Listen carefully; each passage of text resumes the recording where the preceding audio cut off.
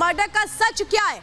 चलिए जरा मैं आपको मर्डर का सच समझाती हूँ। सियासी रंजिश है या कोई और वजह है, ये कई सवाल है जो इस मर्डर के बाद उठ खड़े हुए हैं। नफे के बेटे जितेंद्र ने सनसनीखेज आरोप लगाए, बड़े दावे किए गए अपने पिता की हत्या को लेकर के। हत्या के पीछे राजनीतिक मंशा करार वो कह रही है, राजनीतिक साजिश है, ये कहा जा रहा है।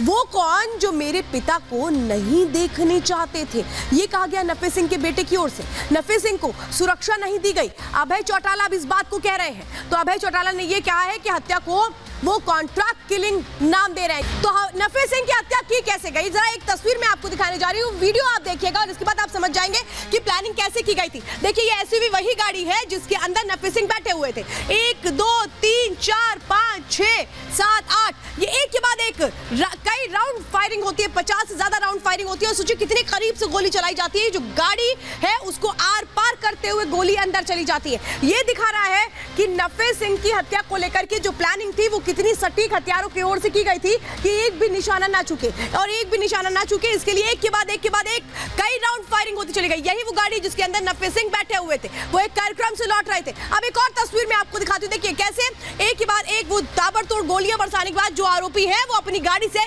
फरार होते हुए नजर आता है। ये सीसीटीवी सामने आया है हत्या के बाद का कि कैसे जो आरोपी है, आरोपी एक के बाद एक फरार होते हैं। देखिए आप देख रहे हैं जो गाड़ी है उसमें पहले आगे की तरफ एक आरोपी बैठा है, 4 आरोपियों की संख्या बताई जा रही है जिन्होंने फायरिंग की थी नफे सिंह को के ऊपर।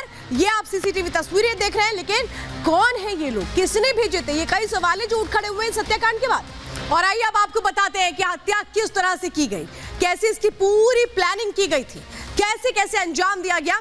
चलिए जरा पूरी इनसाइड स्टोरी अब आपको समझाते हैं इस हत्याकांड को लेकर के। नफे बहादुरगढ़ के गांव बराही में गए थे और उसी वक्त ये बताया जा रहा है कि शाम का 4:45 का वक्त था जब वो बहादुरगढ़ से लौट रहे थे। करीब 5 बजे नफे की गाड़ी फाटक पर रुकी, यानी रेलवे क्रॉसिंग पर रुकी। हमलावर नफे की गाड़ी का पीछा कर रहे थे क्योंकि उनको ये पता था कितने बजे किस वक्त निकलेंगे, कौन सा रास्ता तय करेंगे। गाड़ी रुकते ही नफे सिंह की कार को चारों तरफ से बदमाशों ने घेर लिया। हमलावरों ने नफे सिंह पर फायरिंग शुरू कर दी, एक के बाद एक फायरिंग करते चले गए। वो रुके नहीं, यहाँ तक कि जो गाड़ी है कैसे उसको चीरते हुए अंदर गोली घुस गई, वो तस्वीरें अभी मैंने आपको दिखाई। तो अभी आपने देखा कि हत्या कैसे की गई, लेकिन आप चौंक जाएंगे कि ड्राइवर को छोड़ दिया गया है। ड्राइवर ने ऐसे कौन से राज खोले हैं, ड्राइवर से क्या बातचीत हुई थी, जरा समझिए। अब मैं आपको बताती हूँ। दुश्मनी करने का सबक सिखा दो, ये ड्राइवर से कहा गया अपराधियों की ओर से। तुझे जिंदा छोड़ रहे हैं, ये कहा गया अपराधियों की ओर से, उन हत्यारों की ओर से जिन्होंने नफे सिंह की हत्या की। जाकर इनके घर बता देना। 7 लोगों का नाम बताया उसने। अदालत में गए तो सबको मार देंगे, धमकी दी गई है इन हत्यारों की ओर से। परिवार को भी मार देंगे अगर अदालत में जाकर के कंप्लेन करते हो, पुलिस में जाके कंप्लेन करते हो तो कैसे सबको जान से मार दिया जाएगा। यानी कैसे छोड़ा गया है और क्यों छोड़ा गया ड्राइवर को, यह भी आपने समझा। लेकिन क्या कुछ कहना है इस पूरे मामले को लेकर के नफे सिंह के बेटे जितेंद्र राठी का, सुनिए जरा। जैसा कि हमें शक था, भाजपा के नेताओं का इसमें हाथ था। पुलिस प्रशासन ने मुकदमा तो दर्ज कर लिया, लेकिन ना तो अभी तक आरोपियों को गिरफ्तार किया है, ना हमारे परिवार की सुरक्षा के लिए एक भी सुरक्षाकर्मी भेजा है। जबकि एसपी साहब से मेरी खुद बात हुई है, हमारे परिवार में से अभी और किसी का बलिदान दिवाना चाहते हैं, तब जाके इनकी भूख शांत होगी। तो अभी आपने देखा कि कितना बड़ा एक तरह से का खेल रचा जा रहा था, लेकिन कब, कहां, कैसे रेकी की गई नफे सिंह को लेकर के, कितने बजे उनकी गाड़ी निकलेगी, किस रूट से उनकी गाड़ी निकलेगी, किस रूट से वापस आएगी, बहुत सारे ऐसे सवाल हैं जिनके जवाब मिलना बाकी है। लेकिन इन्वेस्टिगेशन कैसे की जा रही है और इस पर पूरी तरह से राजनीति कैसे गर्माती नजर आती है, एक रिपोर्ट देखिए।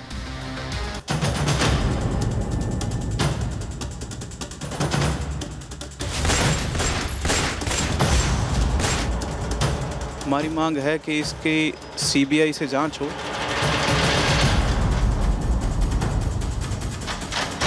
पहले सटीक रेकी, फिर पीछा, फोकस सिर्फ टारगेट यानी नफे सिंह पर। एक्सयूवी कार में सवार आईएनएलडी के प्रदेश अध्यक्ष नफे सिंह राठी पर बीच सड़क अंधाधुंध फायरिंग। नफे सिंह के पास बचने का कोई मौका नहीं था। शूटआउट साइट की सीसीटीवी तस्वीरें सामने आई। जिस तरह उन्हें बराही फाटक के पास निशाना बनाया गया, उससे साफ है कि हमलावरों ने राठी की रेकी करवा रखी थी।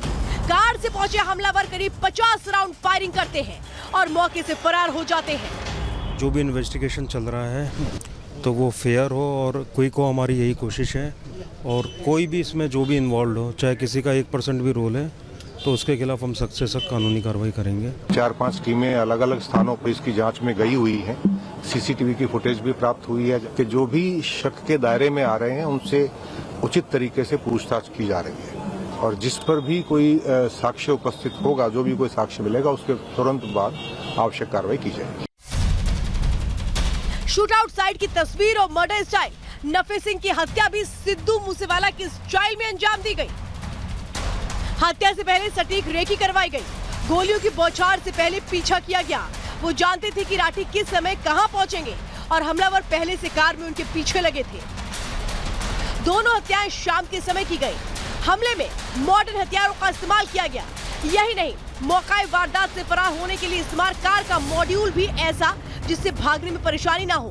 कार का फर्जी नंबर प्लेट पूरी तरह से मूसेवाला मर्डर की कहानी बयां कर रहा है।